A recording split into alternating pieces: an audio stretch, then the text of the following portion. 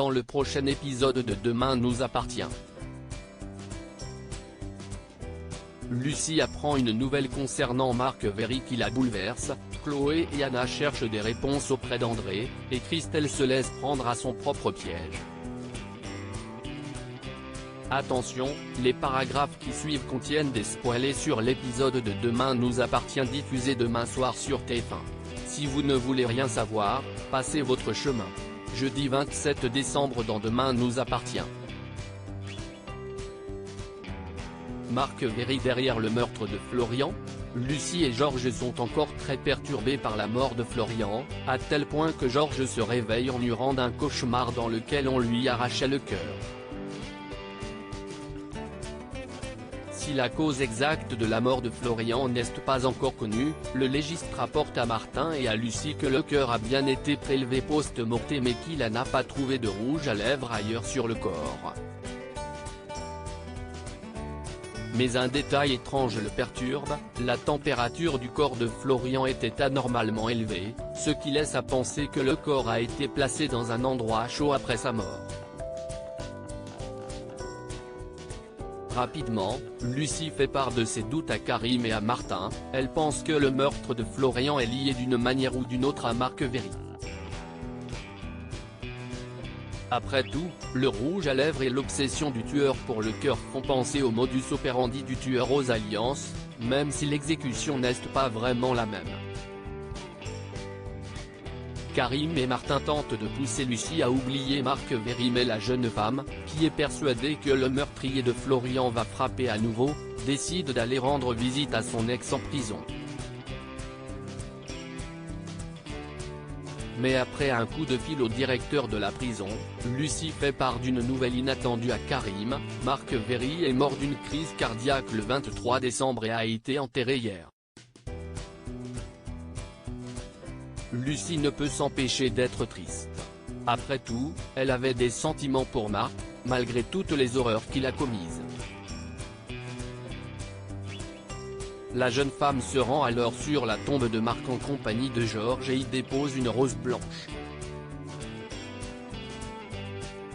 Elle demande ensuite à Georges de la laisser seule et finit par remarquer la présence de Fred, son professeur de sport, qui se recueille un peu plus loin sur la tombe de sa petite amie, décédée il y a 2 ans. Fred propose à Lucie d'aller boire un verre pour se changer les idées et celle-ci accepte. Plus tard, alors qu'ils discutent en se baladant et que Fred confie à Lucie que sa petite amie est morte d'une méningite foudroyante, la flic et son professeur de sport se rapprochent et finissent par s'embrasser. Chloé et Anna questionnent André sur son passé chez les Delcourt, Marianne ne comprend pas comment Chloé et Anna ont pu si facilement pardonner à André de les avoir abandonnés. Pour elle, André restera un manipulateur. Poussés par leur mère, Chloé et Anna finissent par cuisiner André pour savoir où il était et ce qu'il a fait durant ces 35 dernières années. Leur père leur raconte alors qu'après son départ de cette île s'est rendu à Las Vegas, où il s'est épris d'un magicien allemand.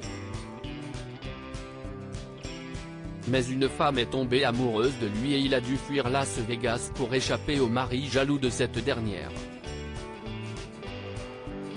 Chloé et Anna peinent à le croire mais n'ont pas le temps de poser davantage de questions car André dit se sentir mal et part s'allonger. Pour Anna, si est clair, Marianne avait raison, leur père est un manipulateur qui ne leur dira jamais la vérité.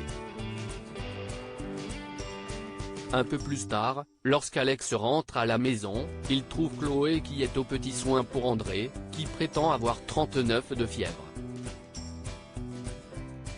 Alex ne croit pas à son cinéma et, face à une nouvelle histoire abracadabrantesque de son père, Chloé ne sait plus trop quoi penser.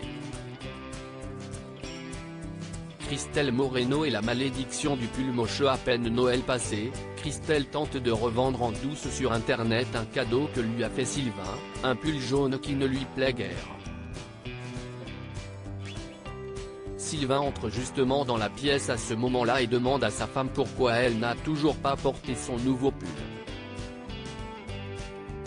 Christelle prétend alors l'avoir perdu dans le bus et part travailler.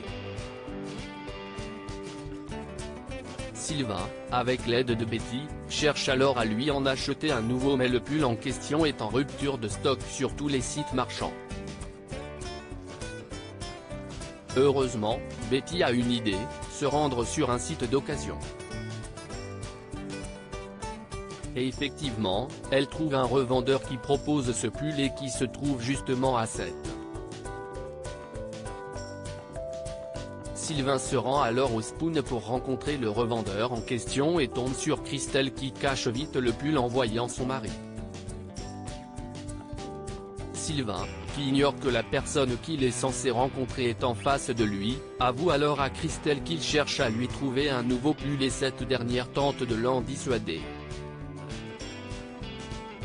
Mais pas de bol, le soir venu, Sylvain rentre à la maison avec un cadeau pour son épouse, un nouvel exemplaire du pull qu'il lui a offert à Noël. Il en a trouvé un par hasard dans une boutique. Christelle, qui se retrouve maintenant avec le même pull immonde en double, ne sait comment cacher sa joie.